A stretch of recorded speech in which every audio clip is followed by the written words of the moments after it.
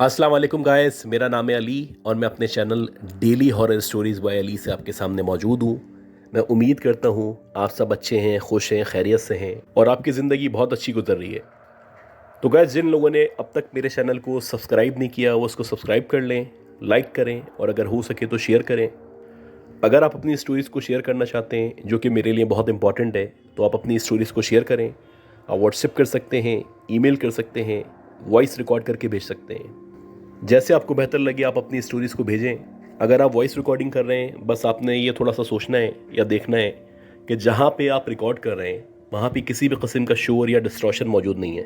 Guys, आज जो stories मैं आपको शेयर करूँगा, ये सारी की सारी स्टोरीज़ जो है हमारी एक लिसनर है मिस शहला, उन्होंने भेजी हैं। ये बेसिकली पिछले 17-18 साल से एज नर्स जो है एक प्राइवेट हॉस्पिटल में जॉब कर रही हैं। तो उनके पास जो भी वाक़यात गैदर हुए थे उन्होंने सारे के सारे मुझसे शेयर किए हैं। तो एक एक करके वो जो स्टोरीज़ हैं मैं आपसे शेयर करता हूँ। तो शायद आपको पता होगा कि कुछ डेथ्स इस तरह की होती हैं कि जिसके लिए पोस्टमार्टम की रिक्वायरमेंट होती है। और नॉर्मली पोस्टमार्टम के बारे में जो हमारा कॉन्सेप्ट है वो ये है कि अगर किसी की डेथ का रीज़न जानना हो तो पोस्टमार्टम किया जाता है। जैसे किसी की अगर अननेचुरल डेथ हुई है या किसी एक्सीडेंट में हुई है या स्टेट की कोई रिक्वायरमेंट है, तो नॉर्मली पोस्टमार्टम किया जाता है ताकि उसका जो डेथ का मेन रीज़न है उसके बारे में जाना जा सके और उससे पुलिस को या लीगल अथॉरिटीज़ को हेल्प मिल सके। खैर, मिस शैला बताती हैं कि इनके साथ जो पोस्टमार्टम किया करते हैं उन्होंने एक वाक़या शेयर किया था और वो साहब बताते हैं कि ऐसे ही एक हादसाती मौत थी और उसके बारे में कहा गया था या इनको बताया गया था कि इसका पोस्टमार्टम करना है। अब जो लोग पोस्टमार्टम किया करते हैं वो इसके स्पेशलाइज्ड होते हैं, उनको इसके बारे में पता होता है और जो भी उसकी मेडिकल रिक्वायरमेंट होती हैं वो पूरी करते हैं और मेडिकल रिक्वायरमेंट्स पूरी होने के बाद वो लीगल रिक्वायरमेंट्स पूरी करते हैं। खैर, वो जो साहब थे जिन्होंने इनसे वाक़या शेयर किया वो बताते हैं कि एक पोस्टमार्टम का केस इनके पास आया और उसकी डेथ के बारे में ये अजम्पशन थी कि इसकी हादसाती मौत हुई है। अब बहरहाल इनको पोस्टमार्टम करना था और जब बॉडी इनके पास मौजूद थी, यानी ये उस रूम में मौजूद थे जहाँ पे पोस्टमार्टम किया जाता है, तो वो जो बॉडी थी या वो जो आदमी था जिसकी डेथ हुई थी उसकी आंखें खुली हुई थी। खैर, इनको जो भी करना था, जो भी इनकी रिक्वायरमेंट थी वो तो करनी ही थी, लेकिन साथ साथ इन लोगों की कोशिश होती है कि जिसकी डेथ हुई है या जिसका पोस्टमार्टम किया जा रहा है, अगर उसकी आंखें खुली हुई हैं तो वो बंद की जाती हैं।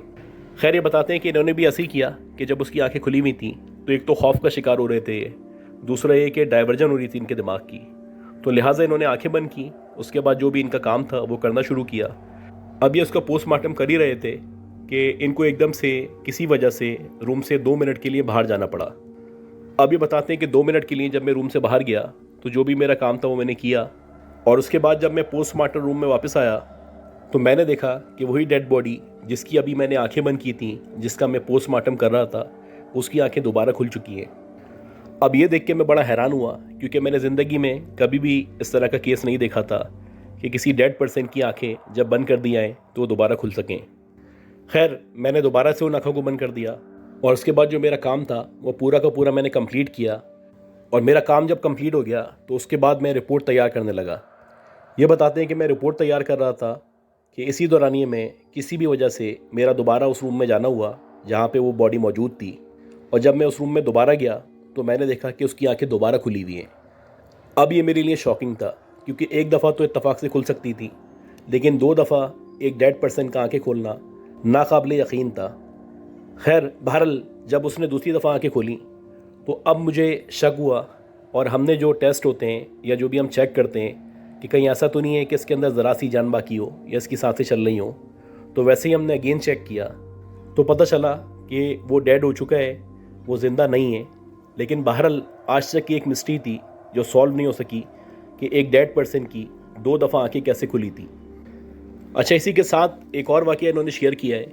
ये बताती है कि इनकी एक कोलीग है जो अभी इनके साथ काम करती हैं, लेकिन इनके साथ काम करने से पहले वो एक और प्राइवेट हॉस्पिटल में मौजूद थी और वो बेसिकली क्लिफ्टन में वाक़या था। खैर, इनकी जो कोलीग हैं वो बताती हैं कि जब मैं नई नई उस हॉस्पिटल में गई थी तो मुझे बहुत सारे लोगों ने इन्फॉर्म कर दिया था कि इस हॉस्पिटल में इस तरह के इवेंट्स या इस तरह की हैपनिंग्स होती रहती हैं, तो कभी भी इस तरह का वाक़या हो या इस तरह की किसी चीज़ से तुम्हारा सामना हो तो तुम्हें परेशान नहीं होना। खैर, ये बड़ी बहादुर थी और बहुत स्ट्रॉन्ग थी, तो इन्होंने लोगों की बातों को ज़्यादा घास नहीं डाली। इन्होंने सोचा कि ये सब बनी बनाई बातें हैं और इस तरह की बातें फैलाई जाती हैं ताकि हॉस्पिटल के अंदर एक पैनिक मचा रहे। खैर ये अपने काम में जाती बिज़ी हो गई। 2-4 दिन तो बहुत नॉर्मल गुजर गए। एक दफ़ा ऐसा हुआ कि इनकी जो कोलिग थी, इनको रात की ड्यूटी असाइन की गई। अब रात की जो ड्यूटी थी वो बेसिकली रात के 11:30 बजे शुरू होती थी और सुबह 9:30 बजे तक चलती थी। खैर ये 11:30 बजे हॉस्पिटल पहुंच गई और हॉस्पिटल आने के बाद इनकी जो ड्यूटी थी कि बारी बारी हर कमरे में जाना है, पेशेंट को देखना है, और अगर किसी पेशेंट को ज़रूरत पड़ती है या इमरजेंसी में आपको कॉल किया जाता है तो आपने वहाँ पहुँचना है।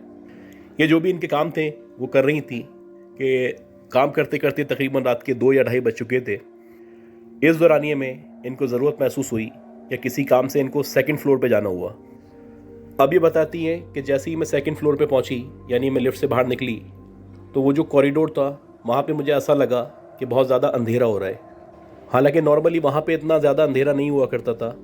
खैर ये आहिस्ता आहिस्ता करके उस कॉरिडोर पे चलना शुरू हुई और जब आगे की तरफ गई तो एक लाइट इन्होंने ऑन कर ली।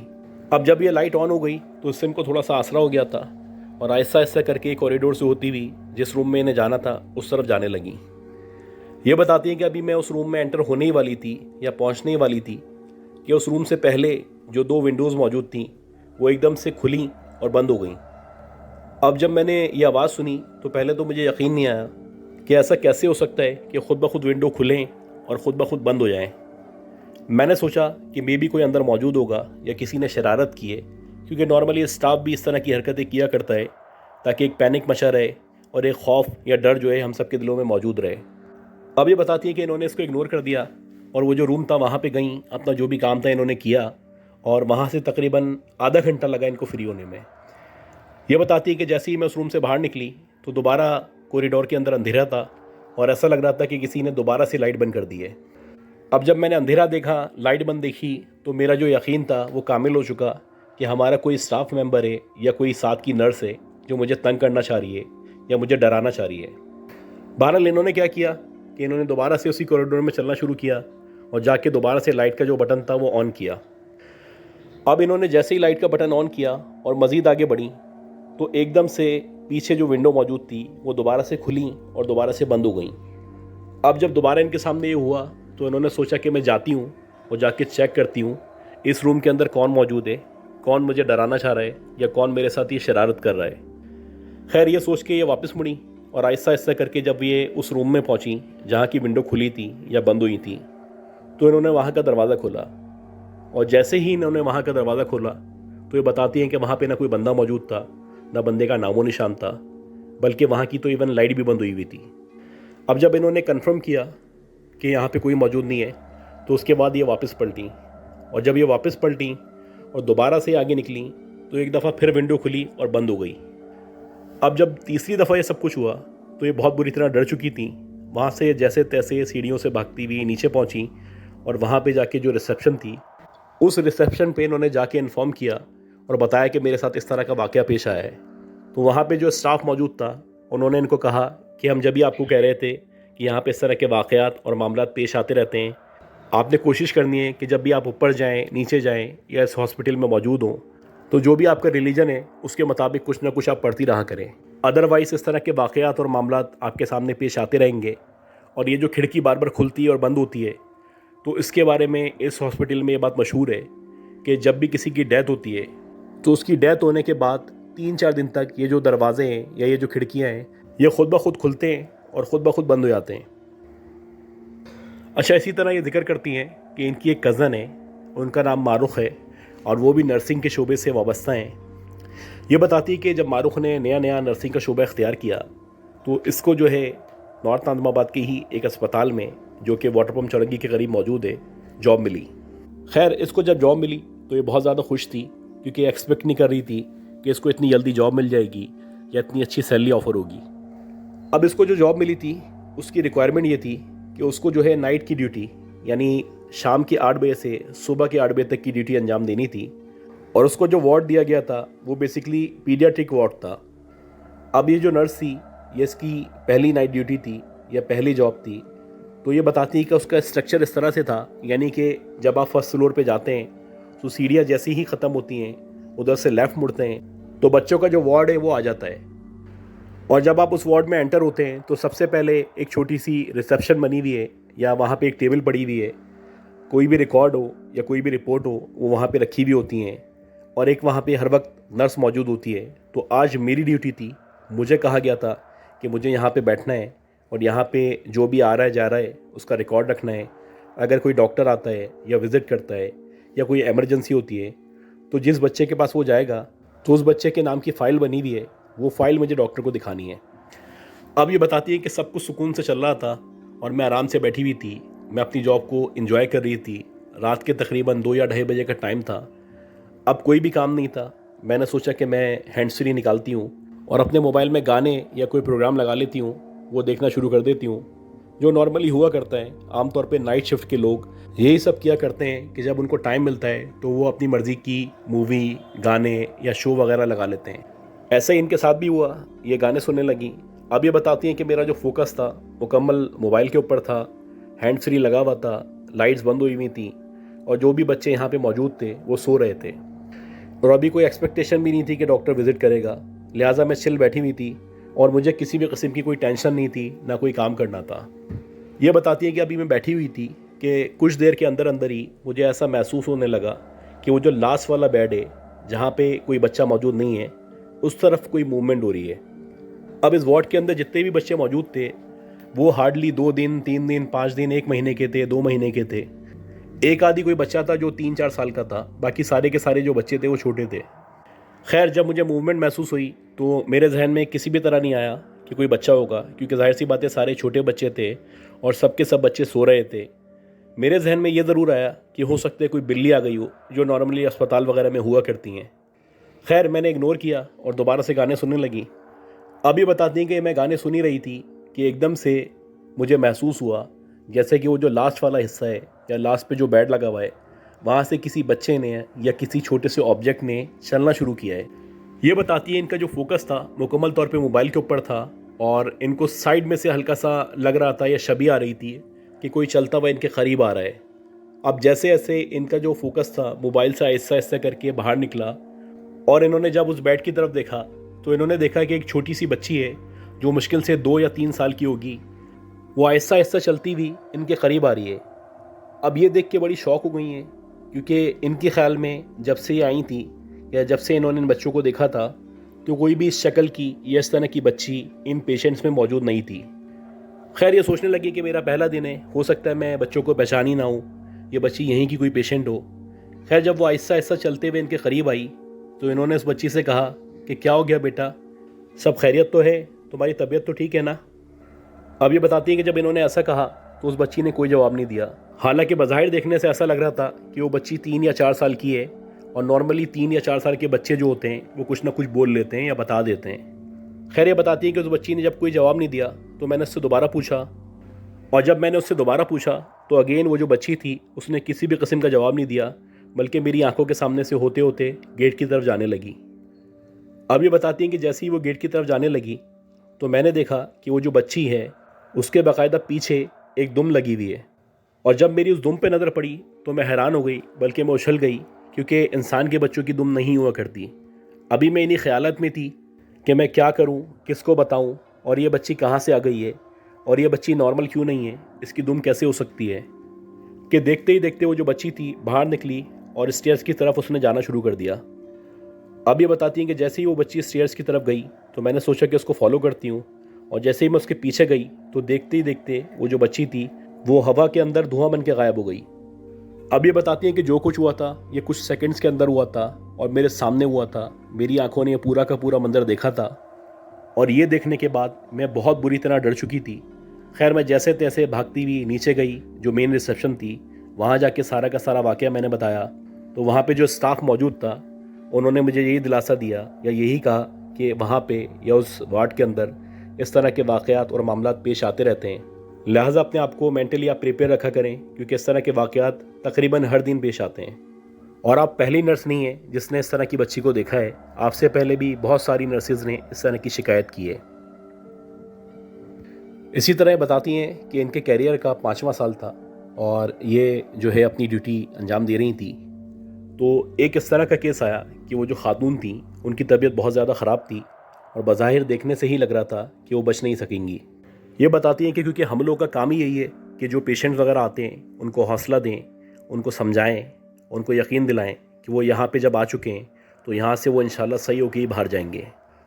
तो वैसे ही मैं उस औरत को या उस खातून को बराबर हौसला दे रही थी, लेकिन वो जो खातून थी वो हर थोड़ी देर बाद यही कहती थी कि मुझे मरना नहीं है, वो मुझे लेने आ रहे हैं, मुझे मरना नहीं है, वो मुझे लेने आ रहे हैं।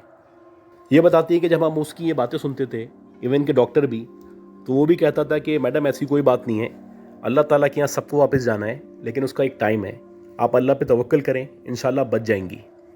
उसके जवाब में वो खातून वही कहती थी कि मुझे मरना नहीं है, वो मुझे लेने आ रहे हैं। खैर ये बताती है कि इसी तरह 4-5 घंटे गुजरे कि एकदम से वो जो पेशेंट थी उसकी तबीयत बहुत ज़्यादा ख़राब हो गई और बज़ाहिर ऐसा लगने लगा कि अब वाकई में उसका बचना मुश्किल है। ये उस पेशेंट के पास ही मौजूद थी, उस खातून को मुसलसल हौसला दे रही थी, उसके सर पे हाथ फेर रही थी, उसको समझा रही थी कि इंशाल्लाह आप सही हो जाएंगी, परेशान ना हो। तो ये बताती है कि इसी दौरानिए में वो जो खातून थी उनके हाथ पैर एकदम से अकड़ना शुरू हो गए और बज़ाहिर ऐसा लगने लगा कि उनकी जो जान है वो निकल रही है। अब ये देख के इन्होंने जल्दी से डॉक्टर को कॉल की। वो जो डॉक्टर थे वो भागते हुए कमरे के अंदर आए और जो भी फर्स्ट एड दे सकते थे उन्होंने देने की कोशिश की। पूरी कोशिश कर रहे थे कि किसी भी तरह इस औरत को या इस पेशेंट को बचा सकें, लेकिन वो जो औरत थी उसका जिस्म अकड़ता चला जा रहा था और अब बाकायदा उसके मुंह से आवाज़ निकलना शुरू हो गई थी, जैसे वो कह रही थी कि वो आ गए हैं, वो आ गए हैं। ये बताती है कि हम उस पेशेंट को हौसला दे ही रहे थे कि एकदम से वो जो पेशेंट थी, ऐसा लगा जैसे वो जो पेशेंट है 2 या 3 इंच हवा में ऊपर की तरफ हुई है और एकदम से वो ऊपर हुई है और अगेन उसने वही कहा है कि वो आ गए, वो आ गए, और फिर वो नीचे गिरी है। और जैसे ही वो नीचे गिरी है तो ऐसा लगा जैसे उसकी सांसें बंद हो चुकी हैं और डॉक्टर ने वाकई में उसको चेक किया तो वो मर चुकी थी। ये बताती है कि इस वाक़े की आज तक हमें कोई एक्सप्लेनेशन नहीं मिल सकी। इवन के डॉक्टर भी हैरान हैं, वो भी सोचते हैं कि वो जो औरत बोलती थी कि वो आ गए हैं या वो आने वाले हैं, वो किन को देख रही थी, और उसके बाद वो जो हवा में 2 या 3 सेकंड के लिए ऊपर हुई थी तो वो कैसे हुई थी। ये बताती हैं कि ये जो वाक़या था, इस वाक़े की मिसालें आज भी इनके अस्पताल में दी जाती हैं। इसी तरह ये लास्ट वाक़या शेयर करती हैं। ये बताती हैं कि इनके साथ के एक डॉक्टर हैं और वो जो डॉक्टर हैं तकरीबन 25 से 26 साल से इस शोबे से मुंसलिक हैं और बहुत ही कोई नामी गिरामी डॉक्टर हैं। तो ये जो वाक़या है उन डॉक्टर ने इनको बताया था। वो बता रहे थे कि एक दफ़ा मैं घर में मौजूद था और रात के तकरीबन 1 या 1:30 बजे का टाइम था कि इसी दौरानिए में मुझे एक कॉल रिसीव हुई जो अस्पताल से थी कि एक एमरजेंसी केस है, एक बच्चे का एक्सीडेंट हुआ है और वो जो बच्चा है तकरीबन 18-19 साल का है और आपको फ़ौरन अस्पताल आना होगा, हो सकता है हमें इसका ऑपरेशन करना पड़े। ये सुन के वो जो डॉक्टर थे जल्दी से उन्होंने चेंज किया और जितना जल्दी हो सकता था तेज़ भगा के गाड़ी को अस्पताल पहुँचे। अब ये बताते हैं कि जब मैं अस्पताल पहुँचा तो वो जो बच्चा था उसकी जो कंडीशन थी बहुत क्रिटिकल थी।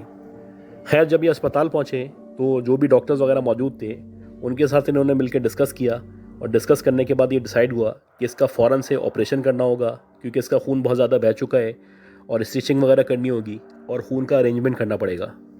अब ये बताते हैं कि हम इसी दौरानिए में थे कि वो जो पेशेंट था या वो जो बच्चा था जिसका एक्सीडेंट हुआ था वो एकदम से मुझसे मुखातिब हुआ और उसने मेरी तरफ देखा और कहने लगा कि डॉक्टर साहब आप मेरा ऑपरेशन ना करें, अगर आप मेरा ऑपरेशन करेंगे तो मैं बच नहीं सकूँगा। ये बताते हैं कि ये बड़ी अजीब सी बात थी जो ये पेशेंट कह रहा था क्योंकि इसका ऑपरेशन ज़रूरी था और वो लाजमी था क्योंकि हम भी चाहते थे कि वो बच जाए। खैर बहरहाल मैंने उसकी बात को इग्नोर किया और थोड़ा सा उसको हौसला दिया। मैंने कहा परेशान नहीं हो, अल्लाह पे तवक्कल करो, इंशाल्लाह सब सही हो जाएगा। खैर ये बताते हैं कि उसके बाद हम लोगों ने उस बच्चे का ऑपरेशन शुरू किया। तो ड्यूरिंग ऑपरेशन ही वो जो बच्चा था वो होश में था। हालांकि हमने उसको बेहोश करने की दवा दी हुई थी लेकिन उसके बावजूद भी वो मुसलसल कुछ ना कुछ बोल रहा था। ये बताते हैं कि हम उसका ऑपरेशन कर ही रहे थे कि इसी दौरानिए में वो जो बच्चा था उसने कहा कि देखें वो मुझे लेने आ गए हैं, अब मुझे जाना है। अब इस तरह की जो बातें करते हैं तो हम उनको हौसला दिया करते हैं, लेकिन वो जो बच्चा था वो मुसलसल कह रहा था कि डॉक्टर साहब आप मेरा ऑपरेशन ना करें, मैं नहीं बचूंगा। अब हम जाहिर सी बातें डॉक्टर हैं, कोई पेशेंट अगर इस तरह की बात करेगा भी तो हम कोशिश करते हैं कि उसको हौसला दें, उसको समझाएं, उसको मोटिवेट करें। लिहाजा हमने ऑपरेशन के दौरान ही उसको कहा कि आप परेशान नहीं हो, इंशाल्लाह सब सही हो जाएगा, आप बच जाओगे। अभी हम उसको समझा ही रहे थे कि उस बच्चे ने सीधी हाथ की तरफ इशारा किया और कहा कि देखें वो आ गए हैं। और जब उसने सीधी हाथ की तरफ इशारा किया तो मैंने वहाँ पे देखा तो वहाँ कोई मौजूद नहीं था।